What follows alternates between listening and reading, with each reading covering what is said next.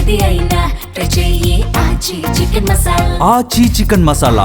వచ్చే 3 ఏళ్ల తర్వాత రాష్ట్రంలో మళ్లీ అధికారంలోకి వస్తామని కాంగ్రెస్ నాయకులు ధీమా వ్యక్తం చేశారు. ఢిల్లీలో కాంగ్రెస్ పెద్దలతో సీఎం రేవంత్ రెడ్డి, మంత్రులు, పీసీసీ నేతలు సమావేశమయ్యారు.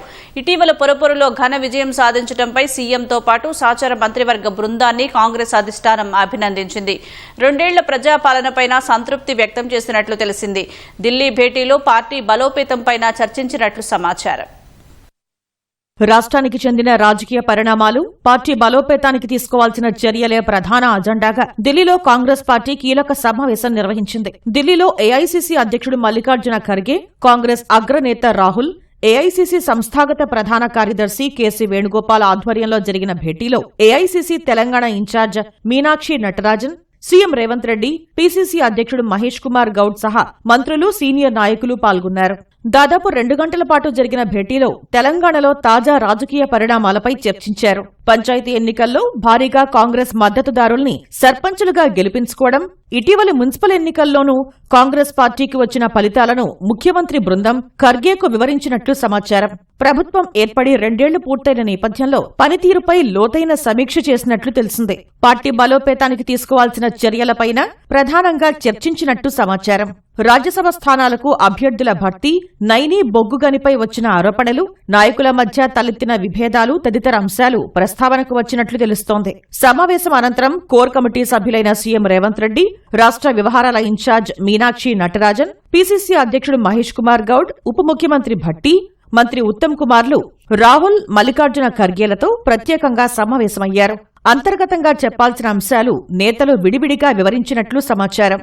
సమావేశం అనంతరం తెలంగాణలో సామాజిక సంక్షేమం, ఆర్థిక సాధికారత కల్పనలో అందరికీ న్యాయం చేసేందుకు కట్టుబడి ఉన్నామని మల్లికార్జున ఖర్గే ఎక్స్లో స్పష్టం చేశారు. మున్సిపల్ ఎన్నికల్లో కాంగ్రెస్ ఘన విజయం సాధించడంపై సంతృప్తి వ్యక్తం చేసిన పార్టీ అధిష్టానం సీఎం రేవంత్ రెడ్డి, ఆయన మంత్రివర్గం, పీసీసీ అధ్యక్షుడు మహేష్ కుమార్ గౌడ్ను అభినందించింది. చెప్పిన హామీలన్నీ అమలు చేస్తున్నామని మహేష్ కుమార్ వెల్లడించారు.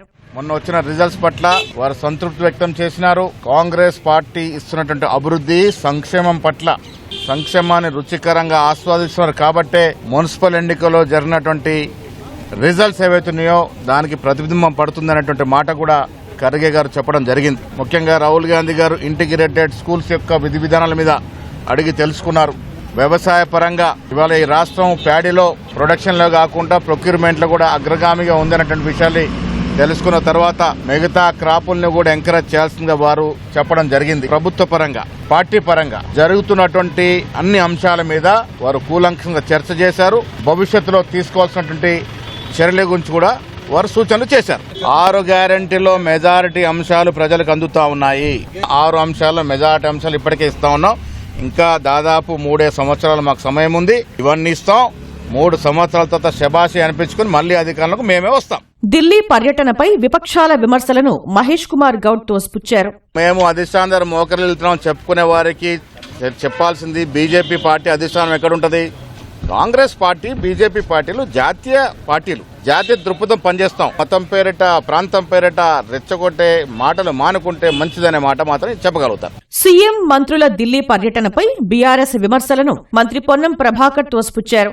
కాంగ్రెస్ పై బురద చల్లే ప్రయత్నాల్లో భాగంగానే విపక్షాలు అర్ధరహిత ఆరోపణలు చేస్తున్నాయని మండిపడ్డారు. రాష్ట్రాభివృద్ధి కోసం 100 సార్లైనా ఢిల్లీకి వస్తామని పునరుద్ఘాటించారు.